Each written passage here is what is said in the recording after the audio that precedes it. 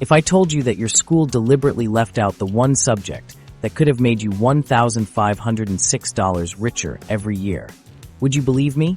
The education system has a shocking secret, and it's costing Americans $388 billion annually. In this video, I'm exposing why only 26 states require financial literacy in schools despite 78% of adults demanding it. There's a reason why no one taught you how money really works, and it wasn't an accident. Stick around to discover who's profiting from your financial confusion.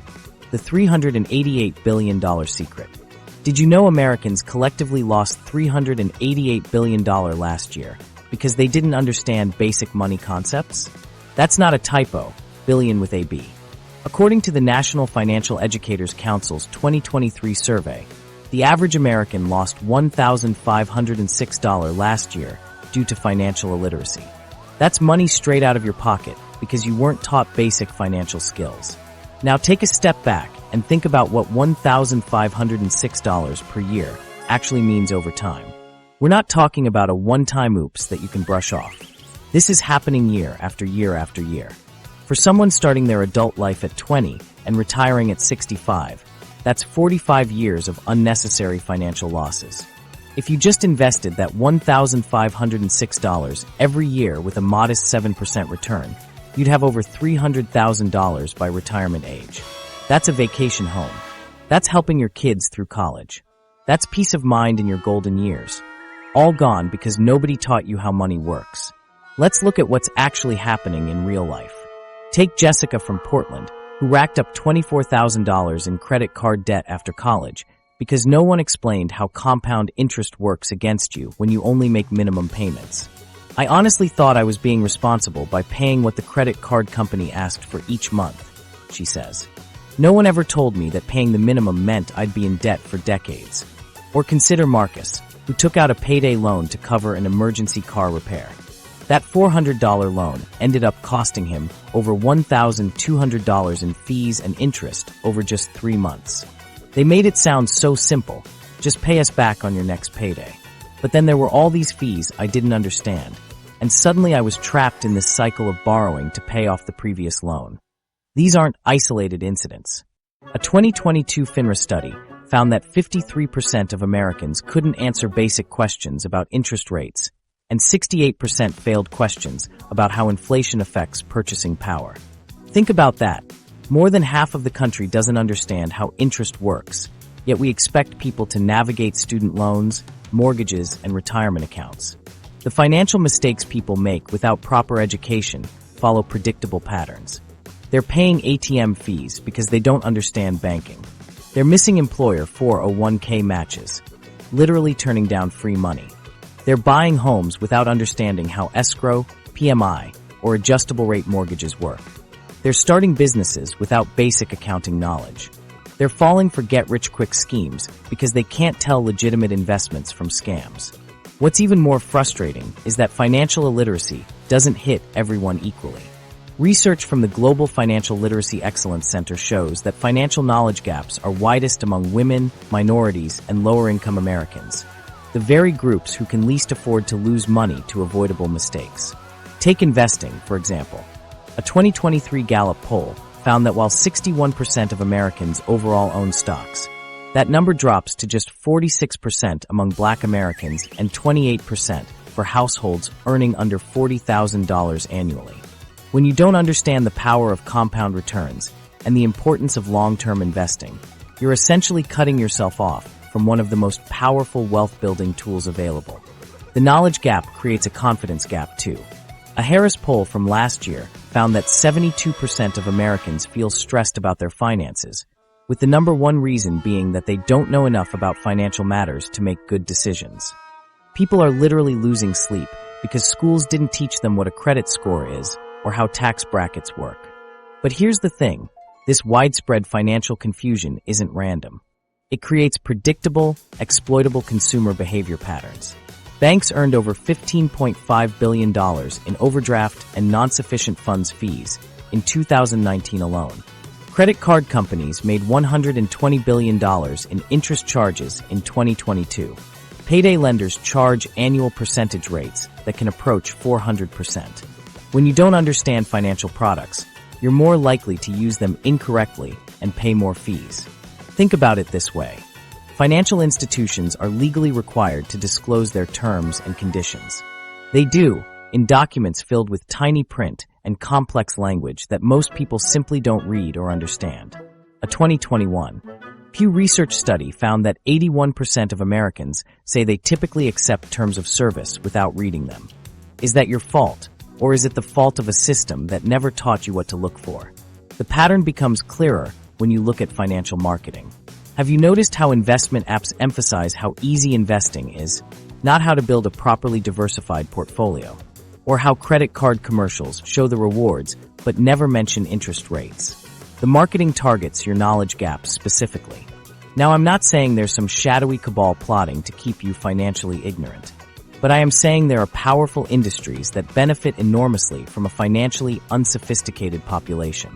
And those industries have far more lobbying power in state capitals than financial education advocates.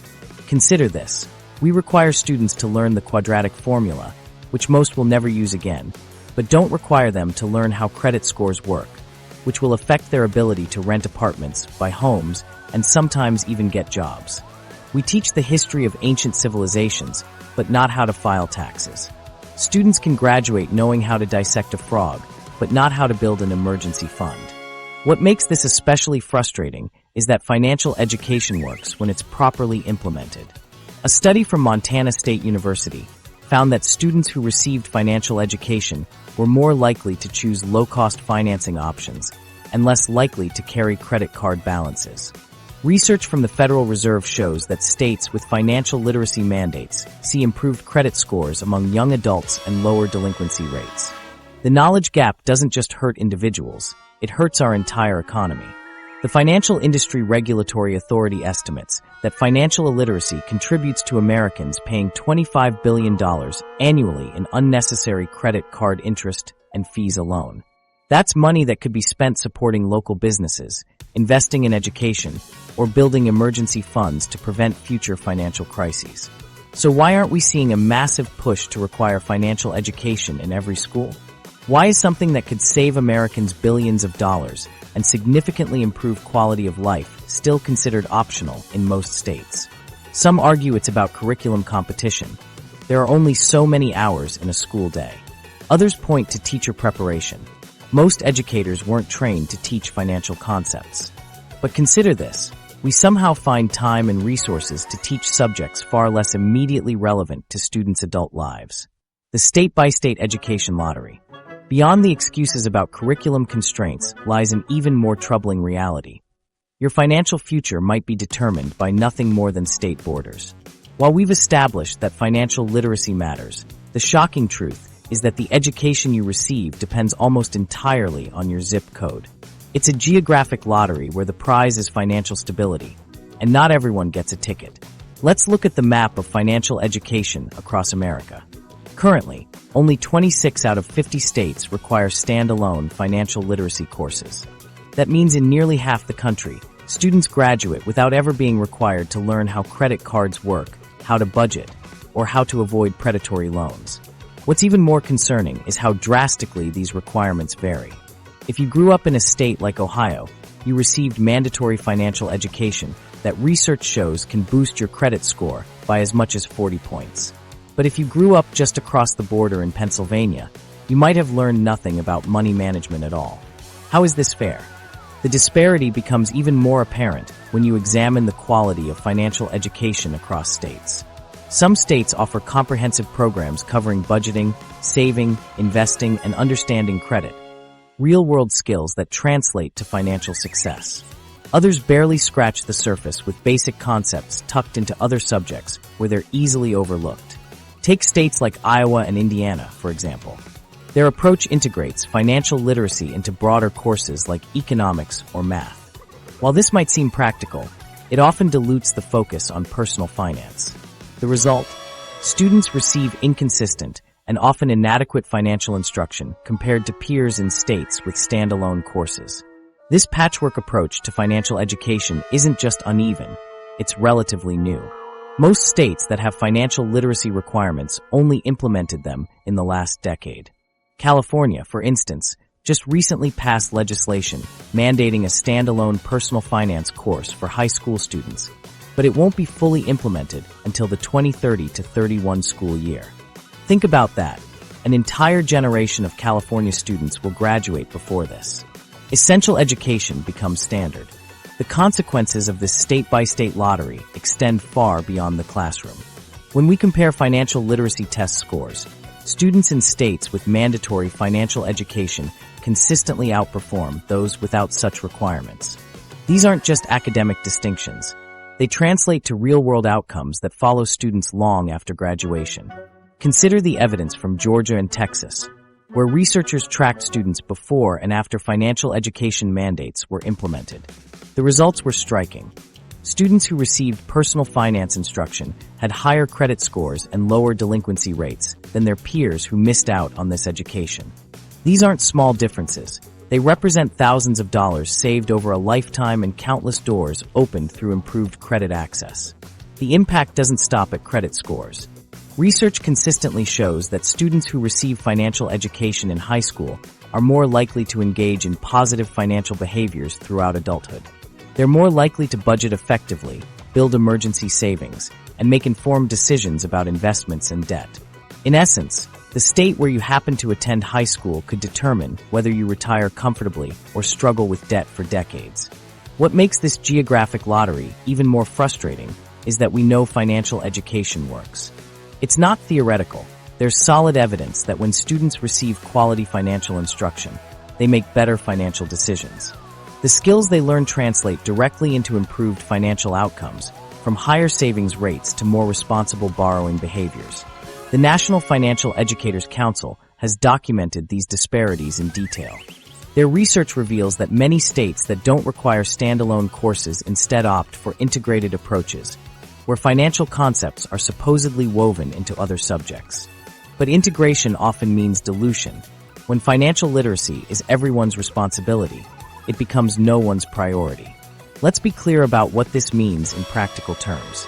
A high school student in Tennessee receives a full semester of personal finance education, learning how to create a budget, understand compound interest, and recognize predatory lending practices. Meanwhile, a student in a state without these requirements might graduate without ever calculating how long it would take to pay off a credit card if they only make minimum payments, a lesson that could save them thousands of dollars in interest. The curriculum differences are equally troubling. Some states focus exclusively on basic concepts like defining what a bank account is, while others go deeper into relevant topics like student loan management, retirement planning, and investment strategies. Imagine two students, one who learned only that credit cards exist, and another who learned how to compare interest rates, avoid fees, and use credit responsibly. Which one do you think will make better financial decisions after graduation? Even the timing of financial education matters. Many states that do require financial literacy courses place them in the senior year, often too late to influence crucial decisions about college financing and student loans. It's like teaching someone to swim after they've jumped into the deep end. What's perhaps most frustrating about this lottery is that financial education isn't a partisan issue. There's overwhelming public support for teaching kids about money management across political lines. Yet the implementation remains wildly inconsistent, leaving millions of students unprepared for the financial challenges of adulthood. The data speaks for itself. In states with comprehensive financial education requirements, young adults demonstrate measurably better financial behaviors. They're more likely to comparison shop for credit cards, less likely to be delinquent on debt payments, and more prone to establish emergency savings funds.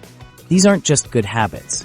They're financial lifelines that can determine whether someone survives an economic downturn or falls into a debt spiral. Think about what this means on a personal level. Two equally intelligent, hardworking students graduate from high school in different states. One understands how mortgages work, knows how to invest for retirement, and can recognize financial scams. The other has never calculated compound interest or created a budget. 5 years later, is it any surprise when one is building wealth while the other is drowning in avoidable debt? The uneven implementation of financial education programs creates a two-tiered system. Those who receive the tools to build financial security and those left to figure it out on their own, often making costly mistakes in the process. It's a system that perpetuates financial inequality based on nothing more meaningful than state lines. Public support versus political action. State borders create financial education inequality, but what's truly baffling is the massive disconnect between public opinion and political action. When nearly 8 in 10 Americans support mandatory financial literacy education, more agreement than you'll find on almost any other national issue. Why are politicians in 24 states still choosing to ignore their constituents? This isn't just a policy oversight. It's a direct contradiction of the democratic principle that elected officials should represent the will of the people. The 78% approval rating for mandatory financial education cuts across political lines, creating a rare instance of bipartisan agreement in our polarized political landscape. Parents, educators, and financial experts have formed a united front, consistently advocating for these programs. Yet despite this overwhelming consensus, almost half of our states continue dragging their feet, leaving millions of students without crucial financial knowledge. This begs the question: when politicians ignore such clear public mandate, who are they actually serving? Let's examine what's happening in states that have resisted implementing financial education requirements. Education officials often point to the same set of excuses: curriculum constraints, limited resources, and competing priorities. They claim their hands are tied, that existing curricula are already overcrowded, and that there simply isn't enough funding to support new programs.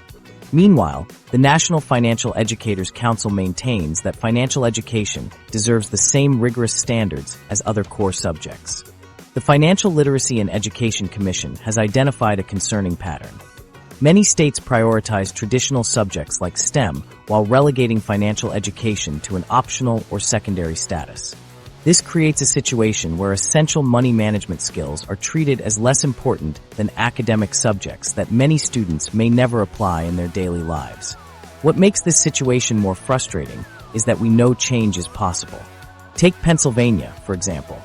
A successful grassroots campaign managed to build bipartisan support and ultimately pass legislation requiring financial literacy education in schools. Regular citizens, parents, teachers, and concerned community members organized, contacted their representatives, and refused to take no for an answer.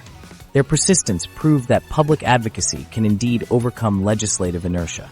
Similar grassroots efforts have emerged in other states, demonstrating that when constituents apply enough pressure, politicians eventually listen. But why should citizens have to fight so hard for something that 78% of Americans already agree on? In a functioning democracy, such overwhelming public support should translate directly into policy. The gap between public opinion and legislative action speaks to a broader dysfunction in our political system. When education departments set priorities, they're often responding to a complex web of influences: standardized testing requirements, lobbying efforts, and institutional momentum that favors the status quo. Financial literacy education, despite its practical value, frequently falls victim to these competing forces. Part of the problem may be that financial education lacks powerful advocates within the education system itself. While math and science departments have established pipelines of specialized teachers and well-funded curricular resources, financial education programs often struggle to find qualified instructors. A teacher who majored in mathematics or history may not feel comfortable teaching investment strategies or tax preparation without additional training that requires resources many school districts claim they don't have. Budget constraints are frequently cited as the primary barrier. Education officials argue that adding financial literacy requirements would necessitate hiring specialized teachers or providing extensive professional development for existing staff. But this argument loses credibility when we consider that many states manage to find resources for other educational initiatives they deem important. The contradiction becomes even more glaring when we compare states with similar demographics and budget situations. Some have successfully implemented comprehensive financial education programs, while others claim it's impossible. This suggests the real issue isn't resources but priorities. What's particularly troubling is that the political inaction persists despite clear evidence of the benefits. States that have implemented financial literacy requirements have documented impressive outcomes: higher credit scores, lower delinquency rates, better saving habits, and smarter borrowing decisions among young adults. These aren't just academic metrics. They translate into real-world financial stability for millions of people. Consider this paradox. Politicians routinely campaign on promises to strengthen the economy and help constituents achieve financial security. Yet when presented with an educational intervention proven to improve financial outcomes, many of these same politicians fail to act. The disconnect between campaign rhetoric and policy reality couldn't be more stark.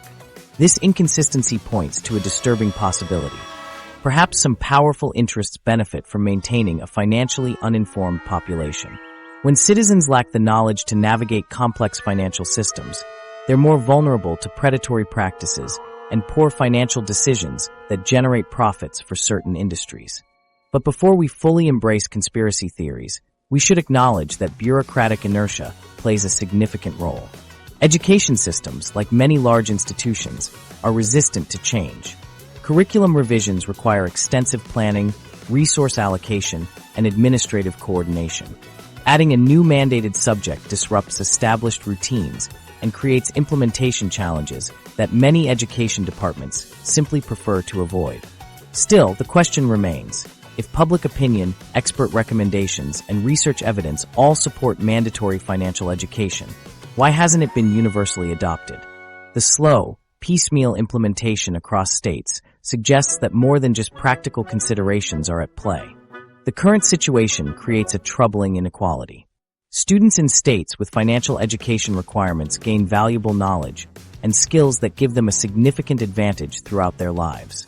Those in states without such requirements start their adult lives at a disadvantage, more vulnerable to financial mistakes and predatory practices. This education gap doesn't just affect individual outcomes. It contributes to broader economic inequality and financial instability in our society. What's clear is that waiting for all 50 states to voluntarily implement financial education requirements could take decades. The current approach has allowed 24 states to ignore both public opinion and evidence of effectiveness. Maybe it's time to consider whether financial education is too important to be left to state-by-state discretion. Perhaps a national mandate is necessary. Following the money trail, who profits from your confusion? A national mandate for financial education sounds great in theory, but have you considered that there might be multi-billion-dollar industries actively working against it? The same credit card companies collecting billions in late fees each year are spending millions lobbying against the very programs that would teach you how to avoid those fees. When you make a financial mistake, someone else is often making money. It's not just bad luck or your personal failure. It's actually part of a business model that depends on your confusion. These industries aren't just passively benefiting from financial illiteracy. They're counting on it. Let's talk about credit cards first. In 2022 alone, credit card companies raked in an astounding $14 billion just from late fees. That's not even counting the interest they charge. The average credit card interest rate hovers around 16.65%, which means if you're carrying a balance, you could end up paying hundreds or even thousands more than your original purchase price. Think about that for a second. Credit card companies made $14 billion last year because people either forgot to pay on time or couldn't afford to pay their full balance. That's not pocket change. That's a massive revenue stream that depends on consumers making mistakes or not fully understanding how compound interest works. The payday lending industry takes this predatory approach to another level. While credit card interest rates are high, payday loans can carry interest rates exceeding 400% APR. Yes, you heard that right, 400%. These astronomical rates trap financially vulnerable people in vicious debt cycles where they're forced to take out new loans just to pay off old ones.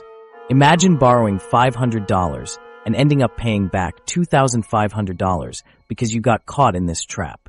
This isn't a theoretical scenario. It's happening every day to Americans who simply don't have the financial knowledge to avoid these predatory products or the financial cushion to weather unexpected expenses. Banks are also cashing in on your financial missteps. Every time you overdraw your account, the bank charges you an overdraft fee, about $35 per transaction on average. In 2022, banks collected approximately $33 billion in overdraft fees alone. That's billion with a B. Every time you swipe your card without realizing you don't have enough money in your account, the bank celebrates another $35 in pure profit. These fees disproportionately impact those who are already struggling financially. If you're living paycheck to paycheck and miscalculate your balance by even a few dollars, you could get hit with multiple overdraft fees in a single day, turning a $5 coffee into a $40 expense. The financial product landscape is deliberately complex, filled with hidden fees and confusing terms. Annual fees, foreign transaction fees, balance transfer fees, cash advance fees. The list goes on and on. These complexities aren't accidents. They're features designed to extract maximum revenue from consumers who don't fully understand what they're agreeing to. Have you ever tried reading the terms and conditions on a credit card application? They're often written in dense legal language that even lawyers struggle to decipher. The complexity serves a purpose: to obscure the true cost of these products from the average consumer. So here's the uncomfortable question. If these industries profit so heavily from financial confusion, do they have any incentive to support financial education? The answer is revealing itself in their lobbying efforts. The financial services industry spends over $500 million annually on lobbying, making it one of the most powerful lobbying forces in Washington and state capitals. Part of this massive spending goes toward opposing stronger financial literacy mandates and consumer protection regulations that would cut into their profits. When you follow the money trail, you begin to see a disturbing pattern. The very institutions that profit from your financial mistakes are actively working to maintain the status quo, where financial education remains optional and inconsistent across states. This creates a perfect conflict of interest. Financial institutions have a fiduciary duty to maximize profits for shareholders, not to ensure consumers make the best financial decisions. When consumer confusion leads directly to increased profits, these companies face a powerful incentive to maintain that confusion. Consider this scenario.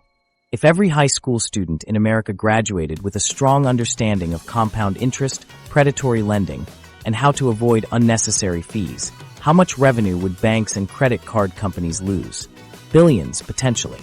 The financial industry isn't necessarily opposed to all financial education. They often support programs that focus on basic concepts like budgeting or saving. But look closely at what's missing from many. Industry-sponsored programs. Detailed information about how to avoid fees, recognize predatory products, or understand the true cost of credit over time. Some financial institutions do offer educational resources, but they're often packaged with marketing materials for their products. The education becomes a vehicle for customer acquisition rather than genuine consumer empowerment. This isn't to say that all financial companies are evil or that there's a vast conspiracy to keep Americans financially illiterate. Many factors contribute to the current state of financial education. But we can't ignore the economic reality that powerful industries benefit from the status quo and have both the motivation and means to influence policy. What's particularly troubling is how this system perpetuates inequality. Those with the least financial knowledge are often the most vulnerable to predatory practices, creating a cycle where financial mistakes lead to fees and interest that further deplete limited resources, making it even harder to build wealth or financial security. When financial education initiatives come up in state legislatures, they often face opposition not just from budget hawks concerned about implementation costs, but from industry groups concerned about how increased financial literacy might impact their bottom lines. The evidence suggests that financial illiteracy isn't just an accident of our education system. It's a feature that benefits industries collecting billions from consumer mistakes. When Americans paid $14 billion in credit card late fees last year, you have to wonder if keeping you financially confused is actually part of someone's business model. The curriculum conspiracy. Ever wondered why schools dedicate entire years to teaching you about ancient civilizations, but can't find a single semester to explain how taxes work? While we've seen how powerful industries profit from keeping you financially confused, the barriers within our education system itself might be even more shocking. In America's educational hierarchy, financial literacy consistently ranks lower than subjects most adults never use after graduation. Let's peek behind the curtain to see who's actually deciding what makes it into your child's classroom. Unlike many countries with national education standards, the U.S. takes a completely different approach. Education standards are determined state by state, creating a patchwork system where what students learn varies dramatically depending on where they live. Nan Morrison, President and CEO of the Council for Economic Education, explains this fragmentation perfectly. Each state has their own unique process for setting their own education goals, and that, by definition, can slow things down. This decentralized approach creates 50 different battlegrounds for any new subject trying to gain traction in schools. For financial literacy, that means 50 separate fights against entrenched interests and competing priorities. But the problem goes deeper than just administrative complexity. The fundamental structure of American education was shaped during the Industrial Revolution, a time when schools were primarily designed to produce factory workers and basic office employees. Our curriculum still bears those fingerprints today, prioritizing subjects that were deemed essential for economic productivity rather than life skills that would benefit individuals. Think about it. When was the last time you used the quadratic formula? Yet how often do you worry about money? The National Financial Educators Council reports something truly alarming. Not a single state prioritizes financial education with the same rigor applied to subjects like math and science. This isn't just an oversight. It's a systemic failing that leaves millions of Americans unprepared for the financial realities of adult life. The barriers to implementing financial education are formidable. First, there's the problem of overcrowded curricula. Schools are already under immense pressure to prepare students for standardized tests in traditional subjects. When administrators have to choose between adding financial literacy or maintaining scores in tested subjects that affect school rankings and funding, financial education often loses out. This squeeze on curriculum time is made worse by another critical shortage: qualified teachers. Many educators simply don't feel equipped to teach personal finance effectively. Without proper training, or sometimes lacking financial knowledge themselves, teachers may deliver watered-down content or avoid the subject altogether. It's a cycle that perpetuates financial illiteracy. Teachers who weren't taught about money in school now don't know how to teach it to the next generation. The institutional barriers don't stop there. Even when states want to implement financial education, they often struggle with inadequate funding for these programs. Developing curriculum, training teachers, and providing resources all require money that many school districts simply don't have. According to the NFEC, financial education should comply with the same high standards as other core subjects. But without proper funding, that level of quality instruction remains out of reach. But here's where it gets really interesting. The NFEC's policy and framework standards for high school financial literacy education outlines what comprehensive financial education should include: skills for earning income, managing money, and understanding financial products. These aren't radical concepts. They're basic life skills every adult needs. So why haven't they been prioritized? Some education reformers point to a more troubling possibility. Our education system has always reflected power structures in society. The subjects that receive the most attention tend to be those valued by the most influential voices in curriculum development. When financial institutions and wealthy stakeholders have little incentive to push for universal financial literacy, is it any surprise that it remains on the educational sidelines? Consider this stark contrast. We mandate years of mathematics education for all students, with many states requiring algebra, geometry, and even calculus or trigonometry. These are subjects that a significant portion of the population will never directly use in their careers. Yet financial literacy, which everyone will need regardless of their career path, remains optional in nearly half of U.S. states. The good news is that this educational gap hasn't gone completely unnoticed. There's growing bipartisan recognition of the importance of equipping students with essential financial skills. Legislative efforts across various states show momentum building toward more comprehensive financial education. But these changes are happening slowly, state by state, fighting against decades of institutional inertia. What we're witnessing isn't necessarily a deliberate conspiracy to keep Americans financially ignorant. Rather, it's a perfect storm of fragmented decision-making, historical curriculum priorities, resource limitations, and competing educational demands. The system wasn't designed to exclude financial education specifically, but it was designed in a way that makes adding any new subject extraordinarily difficult, especially one that doesn't fit neatly into traditional academic categories. This helps explain why even with overwhelming public support for financial education, implementation remains spotty and inconsistent. The barriers aren't just about opposition. They're built into the very structure of how we determine what students learn. Educational institutions are notoriously slow to change, often taking decades to incorporate new subjects even when their value is widely recognized. Think about how long it took for computer science to become a standard part of many school curricula, despite the obvious technological revolution happening around us. Financial literacy faces similar institutional hurdles, compounded by the fact that it doesn't have a natural academic home in the traditional subject hierarchy. The reality is that our education system is struggling to adapt to 21st century needs while still carrying the weight of 19th and 20th century priorities. In this environment, financial education becomes caught in a perfect storm. It's essential for modern life, but doesn't fit neatly into traditional academic categories, lacks sufficient resources for implementation, and faces competition from subjects with entrenched positions in the curriculum. This isn't just an abstract policy problem. The consequences of this educational gap fall disproportionately on certain groups. Students from lower-income communities often have the least access to financial education, either in school or at home. Their parents may be struggling with financial literacy themselves, creating a generational cycle that's difficult to break without formal education. Similarly, first-generation college students and immigrant families often navigate complex financial systems with minimal guidance.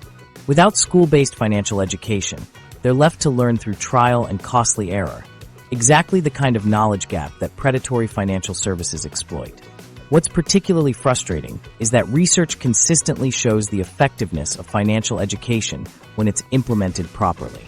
Students who receive comprehensive financial instruction make better decisions about student loans, build emergency savings, and avoid predatory financial products. These outcomes don't just benefit individuals, they strengthen communities and the broader economy. The Inequality Engine. The inequality in financial education isn't just an unfortunate oversight. It's quickly revealing itself as one of America's most effective engines of economic division. Those financial education benefits we discussed earlier, they're not being distributed equally. In fact, the statistics paint a disturbing picture of financial knowledge that follows startlingly clear racial and economic lines. Think about this. 72% of adults in upper-income households report feeling knowledgeable about personal finances. But slide down the economic ladder, and that number plummets to just 42% in lower-income households. That's not a small gap. It's a chasm of knowledge that separates those who can build wealth from those who struggle to keep their heads above water. The racial disparities are equally troubling. While 58% of white adults feel confident in their financial knowledge, only 50% of black adults and a mere 41% of Hispanic adults report the same level of understanding. These aren't just random numbers. They're the blueprint of how financial knowledge is systematically concentrated among certain groups while being withheld from others. But here's where it gets really interesting. These knowledge gaps don't just sit there as abstract statistics. They directly translate into real-world financial outcomes. The 2022 National Financial Capability Study found that people with lower financial literacy are significantly more likely to experience crushing debt levels and have little to no savings. They're more likely to spend beyond their means and less likely to have any retirement plan at all. In other words, financial ignorance isn't just an educational issue, it's a poverty trap. For first-generation college students, this trap is particularly devastating. Without access to financial education at home, where many Americans actually learn about money, these students often walk blindly into significant debt. They lack the financial foundation that many of their peers take for granted, leading to difficulties that can spiral into long-term financial instability. It's like being thrown into the deep end without swimming lessons, while others had private instructors their whole lives. What makes this situation particularly sinister is how predatory financial practices specifically target these knowledge gaps. Communities with lower financial literacy rates aren't just accidentally encountering bad financial products. They're being hunted by them. Payday lenders, rent-to-own schemes, and subprime mortgages cluster in neighborhoods where financial education is least available. It's the financial equivalent of setting up candy shops outside schools with no nutrition education. The correlation between financial knowledge and wealth building is unmistakable. Those who understand investment principles, compound interest, and debt management accumulate significantly more wealth over their lifetimes. Students who receive proper financial instruction consistently show higher credit scores and lower loan default rates. It's like knowing the rules to a game that others are playing blindfolded. But is this inequality an unfortunate accident or a feature of our system? Consider the geographic distribution of financial education resources. In communities where financial knowledge could create the most transformative impact, it's often the least available. School districts with limited funding, typically serving lower-income students and students of color, are the least likely to offer comprehensive financial education programs. Bankruptcy statistics tell an equally troubling story. The 2021 National Financial Capabilities Survey revealed that individuals with lower financial literacy were significantly more likely to incur late payment fees and use credit cards for cash advances, practices that deepen financial distress and lead to higher rates of bankruptcy. These aren't just personal failures. They're predictable outcomes of an education system that withholds crucial knowledge. This inequality engine starts early and runs continuously. By the time many students from financially underserved communities reach adulthood, they've already missed countless opportunities to build wealth. They pay more for basic financial services, save less for emergencies, and accumulate less for retirement. Not because they're making poor choices, but because they were never taught there were other options. Imagine playing Monopoly where some players received the rulebook weeks in advance, while others weren't even told the objective of the game. That's our current financial system. And just like in that rigged game, the winners often claim their success came entirely from skill rather than acknowledging their enormous head start. The insidious aspect of this inequality is how it self-perpetuates. Parents without financial knowledge can't pass it to their children. Communities without financially literate leaders struggle to advocate for better resources. And industries that profit from financial confusion have every incentive to maintain this knowledge gap. Let's be clear about what's happening. The lack of universal financial education isn't just failing to solve inequality, it's actively reinforcing it. When financial knowledge follows such clear demographic lines, we must question whether this is truly accidental or part of a system designed to maintain economic hierarchies. The good news: we have evidence that introducing financial education can disrupt this cycle. Programs teaching financial literacy have demonstrated remarkable success in empowering individuals from disadvantaged backgrounds to make informed financial decisions. This education becomes a powerful lever for closing wealth gaps when properly implemented and universally available. Think of financial literacy as a vaccination against economic exploitation. When we allow certain communities to remain unprotected, we shouldn't be surprised when financial predators concentrate their efforts there. And just like with public health, the best protection comes from universal coverage, not selective access based on zip code or family background. What makes this situation particularly frustrating is that we know exactly how to fix it.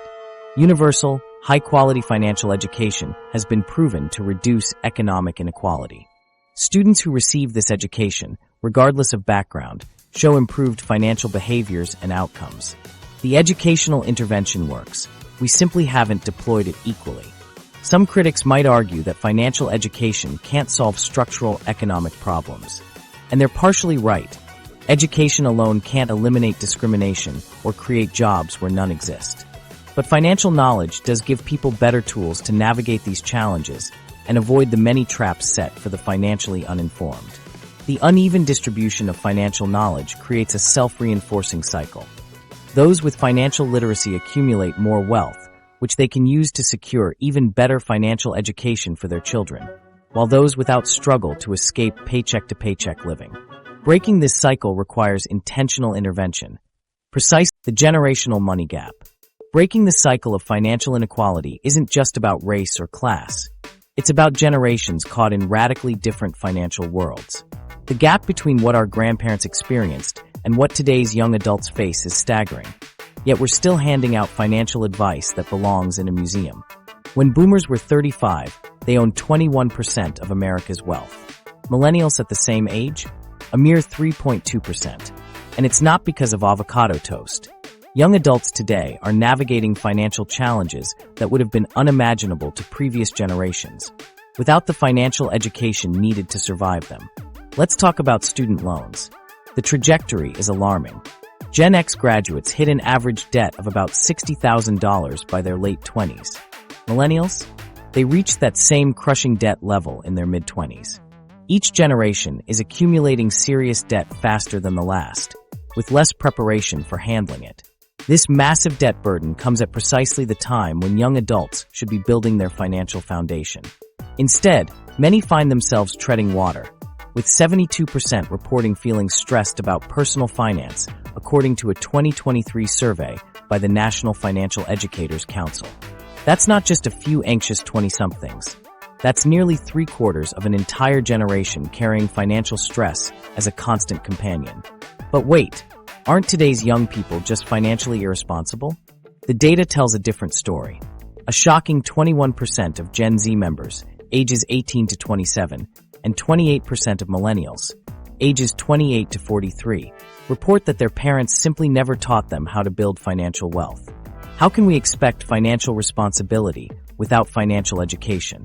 The truth is, younger generations aren't just dealing with the same financial landscape as their parents with worse spending habits. They're facing a completely transformed economic reality that requires entirely new financial skills. Take housing costs. In the 1970s, the average home cost about twice the median annual income. Today, it's closer to 6 times. The down payment that took a boomer 5 years to save now takes a millennial nearly 27 years at current wages and housing prices. That's not a spending problem. It's a mathematical impossibility. Meanwhile, the financial products landscape has evolved into something unrecognizably complex. Previous generations might have had a savings account, a mortgage, and maybe a credit card. Today's young adults face a bewildering array of financial products. Various types of student loans with different terms, multiple credit card options with complicated reward structures, buy now pay later services, investment apps, cryptocurrency, and retirement accounts with tax implications that would make an accountant's head spin. It's like being thrown into a maze where the walls keep moving, without a map. And the stakes couldn't be higher. The anxiety shows up clearly in the numbers. A staggering 32% of Gen Zers and 46% of millennials report having more credit card debt than emergency savings. They're not just living paycheck to paycheck, they're living on borrowed time and borrowed money. What makes this situation particularly frustrating is that when young adults do receive proper financial education, the results are dramatically different. Studies consistently show that younger adults who receive financial education are better equipped to manage their finances, with evidence indicating they have higher credit scores and lower loan default rates compared to those who didn't receive such education. But here's where it gets really concerning. While the financial challenges have grown exponentially more complex, financial education hasn't kept pace. In fact, as we've seen, it's barely present in most schools. The Consumer Financial Protection Bureau has found that financial skill and self-efficacy are strongly associated with positive financial behavior. In other words, when young people actually understand financial concepts and feel confident applying them, they make better choices. It's not rocket science. It's just education that's being denied to millions. Retirement planning reveals another generational divide. Previous generations often had pension plans through employers, guaranteed income for life after retirement. Today's young workers? They're almost entirely responsible for their own retirement planning through 401k, IRAs, and other self-directed accounts. These require knowledge of investment principles, tax laws, and long-term planning strategies that many young adults simply haven't been taught. The result? Massive retirement savings gaps that grow wider with each passing year of financial uncertainty. But the problem isn't just about having less money. It's about facing more complex financial decisions with less guidance. Today's young adults aren't just expected to save for retirement.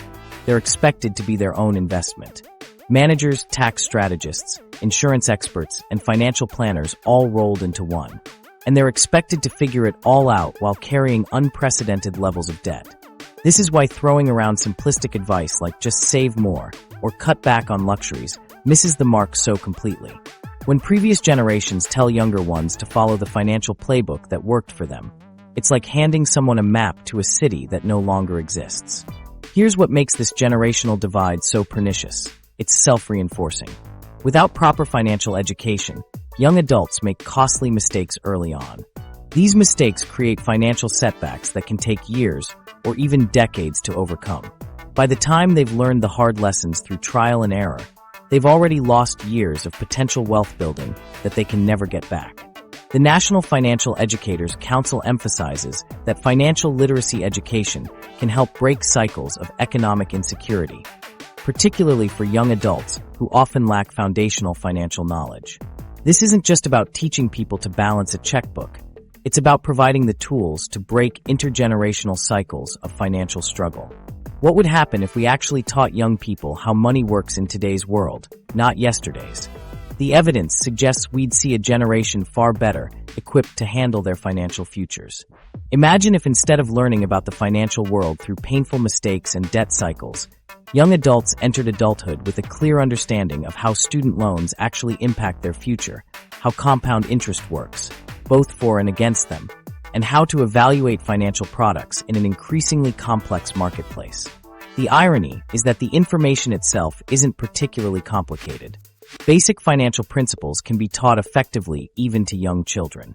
What's complicated is the application of these principles in today's financial landscape, and that's precisely what education should prepare people for. This isn't about making excuses for any generation or pointing fingers at another.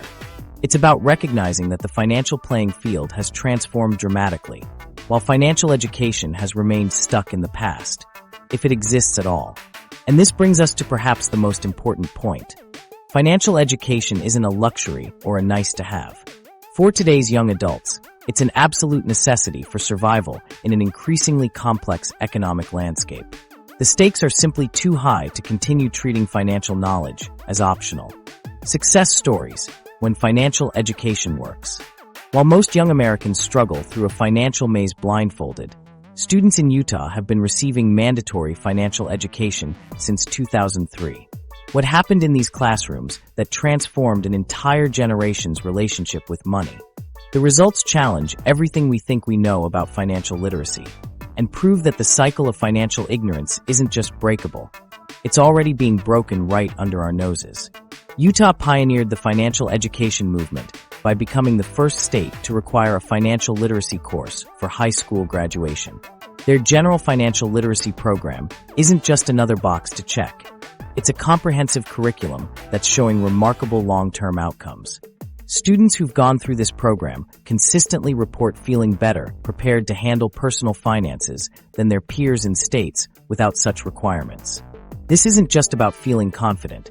It's translating into measurable real-world success. But Utah isn't the only success story. Let's look at what happened in Georgia and Texas when they implemented similar programs. The data is genuinely mind-blowing. Students who received personal finance instruction saw their credit scores rise dramatically.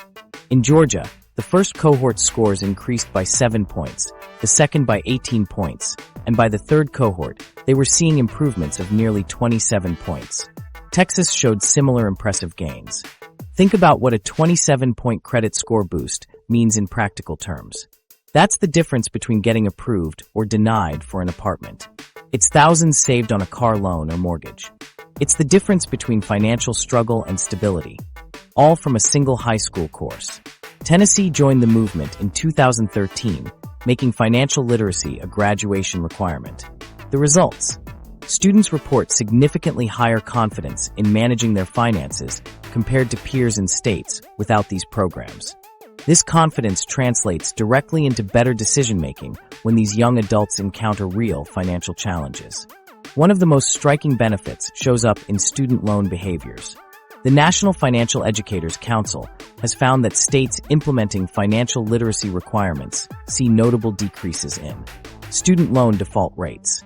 Instead of blindly signing loan documents, students from these programs approach college financing with a strategic mindset, understanding how interest works, what repayment really means, and how to avoid excessive debt. The success stories aren't just in the statistics, they're in the individual lives being changed. Students from Joel Barlow High School in Connecticut have shared how financial literacy courses transformed their approach to money. Many expressed that before these classes, they had no concrete understanding of saving or budgeting. After completing the courses, they approached college with a completely different financial mindset, understanding the importance of emergency funds and strategic spending. These aren't isolated successes. They represent a blueprint that any state could follow. So what exactly makes these programs work? It turns out that successful financial education isn't just about throwing facts at students. It's about a thoughtful, comprehensive approach. The most effective programs share key elements that any state could implement. First, they cover a comprehensive curriculum. Not just scattered concepts, but interconnected topics including budgeting, saving, investing, and understanding credit. Programs like the FDIC's Money Smart for young adults and the National Endowment for Financial Education's High School Financial Planning program provide structured, thorough frameworks that build knowledge progressively. What's most striking about these successful programs is how they connect abstract concepts to real-life applications. They don't just teach formulas, they show students how these concepts apply to decisions they'll actually face. This practical approach dramatically increases engagement and retention. Another crucial element is timing. The most successful programs don't wait until senior year when many major financial decisions have already been made. They start earlier, building financial literacy gradually so students can apply this knowledge when choosing colleges, considering student loans, or opening their first credit card. The National Financial Educators Council emphasizes that customization makes a huge difference. Effective programs are tailored to their specific audiences, considering factors like regional economic conditions, cultural contexts, and the particular challenges facing their communities. One-size-fits-all approaches simply don't work as well. Perhaps most importantly, the best programs involve parents in the learning process. When financial education extends beyond the classroom and into home discussions, the concepts stick. Parents reinforce classroom learning through real-world family finance discussions, creating a powerful educational partnership. The success of these programs raises an uncomfortable question.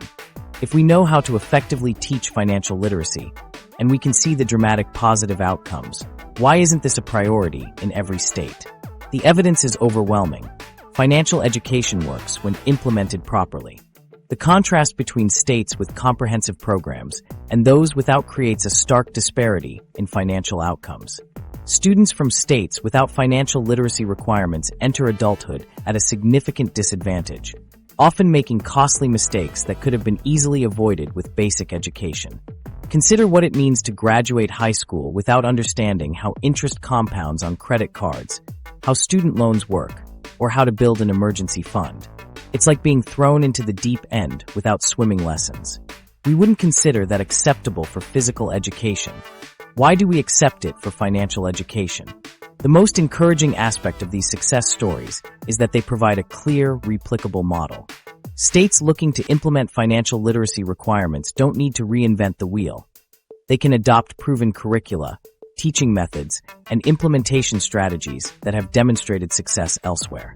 What's particularly powerful about financial literacy education is how it levels the playing field. While some students come from homes where financial concepts are regularly discussed, many don't have this advantage. Universal financial education ensures that all students, regardless of background, have access to this critical knowledge. The transformation these programs create goes beyond individual financial outcomes. It ripples through entire communities. When young adults make better financial decisions, they create more stable households, contribute more to local economies, and are better positioned to pursue entrepreneurship and innovation. For anyone wondering whether financial education really matters, these success stories provide a definitive answer. The impact is substantial, measurable, and life-changing. A single course can alter a student's entire financial trajectory, potentially saving them tens of thousands of dollars over their lifetime and opening doors that might otherwise remain closed. The evidence from Utah, Georgia, Texas, Tennessee, and other pioneering states shows that financial ignorance isn't inevitable. It's a solvable problem with clear solutions already working across America. These success stories aren't just inspiring. They're a call to action for education policymakers nationwide. DIY financial education, taking control. Those success stories from Utah and Tennessee sound great, but what if you're one of the 74% of Americans who never had access to proper financial education?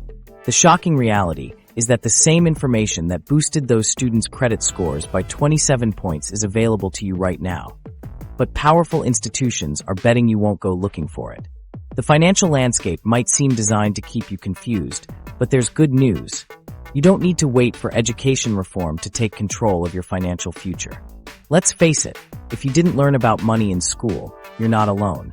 Millions of Americans graduated without understanding the basics of credit, investing, or even how to create a budget. But here's the thing. The knowledge gap you're experiencing isn't your fault, yet the consequences fall squarely on your shoulders. Every day you go without proper financial knowledge is potentially costing you money through higher interest rates, missed investment opportunities, and unnecessary fees. The good news: you can give yourself the financial education you were denied, and many of the best resources are completely free. Think about it. The same quality information that's transforming students' financial futures in those mandatory education states can be accessed from your phone or laptop right now. Let's start with a practical framework for your DIY financial education. The most effective approach isn't randomly watching finance videos on YouTube or following stock tips on Reddit. Instead, it's about building a solid foundation of knowledge and then expanding into areas that directly impact your financial goals. The FDIC's Money Smart for Young Adults curriculum offers one of the most comprehensive starting points. This free program includes 12 modules covering everything from budgeting to building credit history. It's specifically designed for ages 16 to 24, but the fundamentals work for anyone looking to establish core financial knowledge. What makes this program particularly valuable is its pre- and post-knowledge assessments that help you measure your learning progress and apply concepts to real-world situations. If you prefer a more self-paced approach, Khan Academy offers an excellent financial literacy course that breaks down crucial concepts in digestible videos. The beauty of these resources is that they're designed for self-directed learning, no classroom required. For those who want more structured online learning, cashcourse.org and MoneySkill provide comprehensive courses focusing on practical money management skills.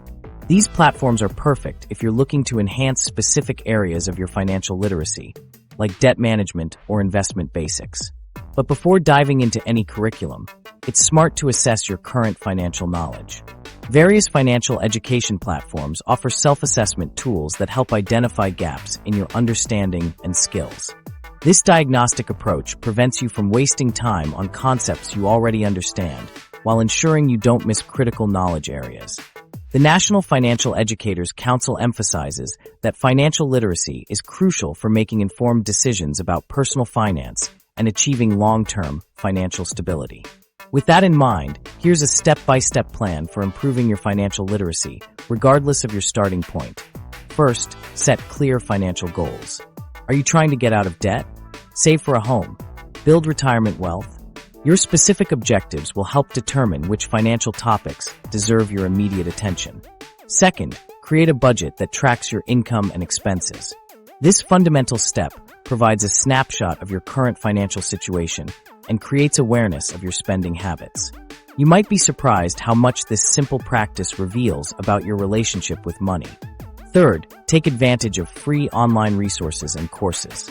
The Consumer Financial Protection Bureau, CFPB, has developed an extensive range of activities and resources covering crucial topics like paying bills, managing risk, and saving for both short and long-term goals. These materials weren't designed just for classrooms. They work perfectly for independent learners too. Fourth, consider community resources. Many libraries, community colleges, and nonprofit organizations offer free workshops on personal finance topics. These in-person opportunities provide the added benefit of connecting with others on similar financial journeys. Fifth, apply.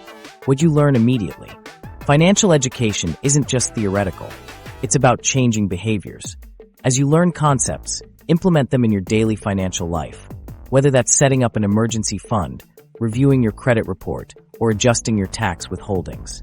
Bank of America's Better Money Habits program offers another excellent resource with free, easy-to-understand tools that help make sense of your money and improve your financial picture. What makes this program particularly effective is how it breaks down complex topics into actionable steps. The beauty of self-directed financial education is that you can tailor it to your specific needs and learning style. If you're an auditory learner, thousands of personal finance podcasts cover every imaginable money topic. If you learn best through reading, countless books offer in-depth guidance on specific aspects of personal finance. Visual learners might benefit from the graphics and illustrations in financial literacy apps designed to make complex concepts more accessible. As you build your financial knowledge, you'll notice something powerful happening. The mysterious financial world suddenly becomes less intimidating. Terms that once seemed like impenetrable jargon will make perfect sense. Financial decisions that once caused anxiety will become straightforward. And perhaps most importantly, you'll start recognizing predatory practices and products that were designed to exploit your financial ignorance.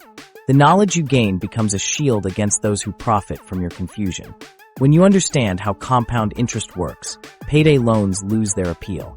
When you know how credit scores are calculated, you can avoid actions that damage your financial standing. When you comprehend how investment fees impact long-term returns, you can make choices that preserve more of your wealth. Studies show that individuals who receive financial education are significantly more likely to save for emergencies and avoid excessive debt. Each step you take toward financial literacy not only improves your current situation, but creates a compound effect that benefits your future self. The person who understands the time value of money, for instance, is far more likely to start retirement planning early. A decision that can literally mean the difference between comfortable golden years and working well past retirement age. As you progress through your self-education journey, remember that financial literacy isn't a destination, but a continuing process. The financial world constantly evolves with new products, regulations, and economic conditions. The goal isn't to become a financial expert in every domain, but to develop sufficient knowledge to make informed decisions and know when to seek professional guidance. For parents, your financial self-education serves another crucial purpose: breaking the cycle of financial ignorance for the next generation. By improving your own financial literacy, you become better equipped to teach your children essential money concepts that schools might neglect. The financial conversations, habits, and values you model at home can promote the movement for change. A financial revolution is happening right now across America, and you have the power to be part of it. While you're building your own financial knowledge, half the country is already experiencing a transformation in how we teach money management. The movement to make financial literacy education universal isn't just a dream. It's becoming reality in state after state, with powerful organizations and everyday citizens joining forces to ensure the next generation won't face the same financial struggles so many of us have encountered. Let's look at what's actually happening on the ground. The National Financial Educators Council has become a driving force behind this movement, creating resources, standards, and advocacy tools that are reshaping how we approach money education. They're not working alone. Across the country, a network of dedicated organizations is pushing for systemic change, turning public support into actual policy. What's truly exciting is how this movement is gaining momentum through grassroots campaigns. In Pennsylvania and Michigan, we've seen bipartisan support lead to successful legislation requiring personal finance courses. These weren't top-down mandates. They happened because parents, teachers, and concerned citizens demanded better for their communities. These success stories prove something powerful. When enough people speak up, even the most entrenched educational systems must respond. The California Personal Finance Education Initiative offers another perfect example of citizens taking action. This initiative aims to make standalone personal finance courses a high school graduation requirement, potentially appearing on voters' ballots soon. Think about that. Regular people like you and me have the power to bypass political gridlock and put financial education directly in the hands of voters. But let's be real, powerful interests are still working to maintain the status quo. The same financial institutions that profit from consumer confusion continue lobbying against comprehensive financial education. Their resistance highlights exactly why this movement is so crucial. The stakes are simply too high to leave half of America financially illiterate. So how can you personally join this movement? First, find out where your state stands on financial education requirements. If your state isn't among the 25 that have implemented or are working to implement financial literacy education as a graduation requirement, contact your state representatives and school boards.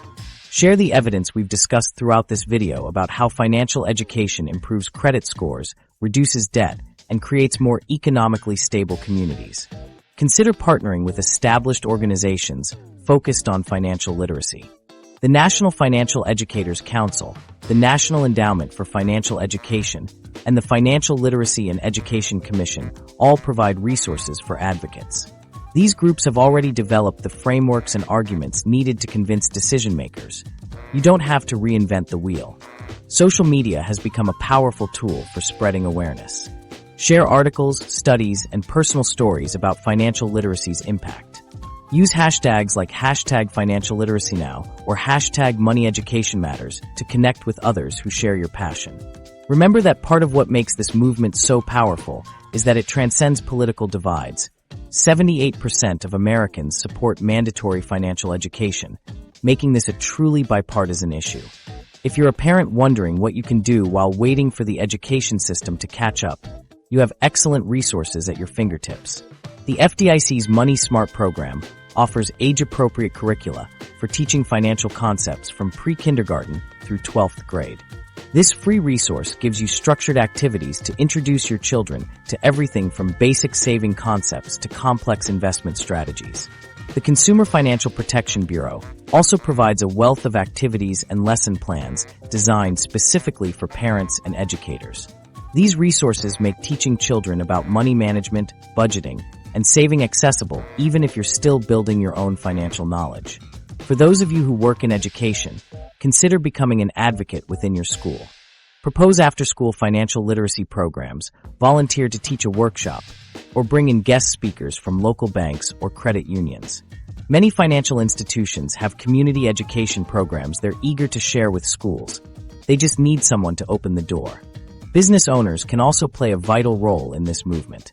Consider sponsoring financial literacy programs in local schools or offering internships that include financial education components. Your expertise and resources can fill gaps while school systems work to implement more comprehensive solutions. What makes this movement so powerful is its potential to create lasting, systemic change. Experts consistently emphasize that universal financial literacy education significantly improves people's financial behaviors, leading to better outcomes like higher credit scores and lower debt levels. The National Endowment for Financial Education highlights how comprehensive financial education can address economic disparities, empowering individuals regardless of their background. Imagine a future where every high school graduate enters adulthood understanding compound interest, investment basics, and how to avoid predatory loans. Think about the generational impact as these financially literate young adults pass their knowledge to their own children, creating a positive cycle instead of the negative one we've been stuck in. The Financial Literacy and Education Commission has been working toward developing a national strategy for financial education, but they need public support to make their recommendations reality. By adding your voice to this growing chorus, you help create the pressure needed for meaningful change. What's particularly exciting about this movement is how it combines individual action with structural reform.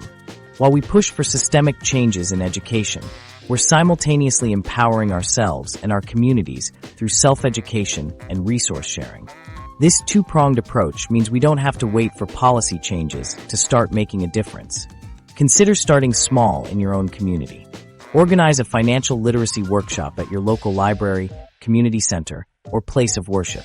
Share what you've learned about money management and invite others to do the same. These grassroots efforts can create immediate impact while building momentum for larger changes. Parents have a unique opportunity to break intergenerational cycles of financial confusion. Even simple practices like involving children in grocery budgeting, explaining bill payments, or helping them open their first savings account can lay crucial foundations. These everyday money conversations at home can provide advantages that many educational systems still fail to deliver. The truth is, waiting for every state to implement comprehensive financial education could take years. In the meantime, millions more Americans will graduate without the knowledge they need. That's why this movement needs both patience for systemic change and urgency for immediate action. Remember that financial education isn't just about individual prosperity. It's about creating more equitable communities. When everyone understands how money works, predatory financial practices lose their power. Communities become more resilient against economic downturns. Small businesses thrive because consumers make better financial choices. As you consider joining this movement, know that you're not alone. Across the country, Concerned citizens are rallying around this cause, recognizing that financial literacy is truly a public good that benefits everyone. The question isn't whether financial education will become universal. It's how quickly we can make it happen. Financial literacy isn't just about understanding money. It's a powerful tool for creating lasting change. As former Education Secretary Arne Duncan put it, if our young people aren't financially literate, we are part of the problem, not part of the solution. This insight gets to the heart of why financial education matters so deeply for our collective future. The growing movement toward financial literacy in our schools represents a significant shift in how we prepare young people for adulthood. With 26 states now requiring personal finance courses and California's recent mandate for implementation by 2027, we're witnessing a transformation in educational priorities. These changes reflect both public demand and recognition that financial knowledge directly impacts economic inequality. Financial education empowers individuals to manage debt responsibly, make wise investments, and plan effectively for their futures. But its benefits extend far beyond personal gain. A financially literate population contributes to more stable communities and helps reduce systemic inequality. The choice is clear. We can continue accepting financial ignorance as the status quo, or we can embrace this knowledge as our pathway to freedom and opportunity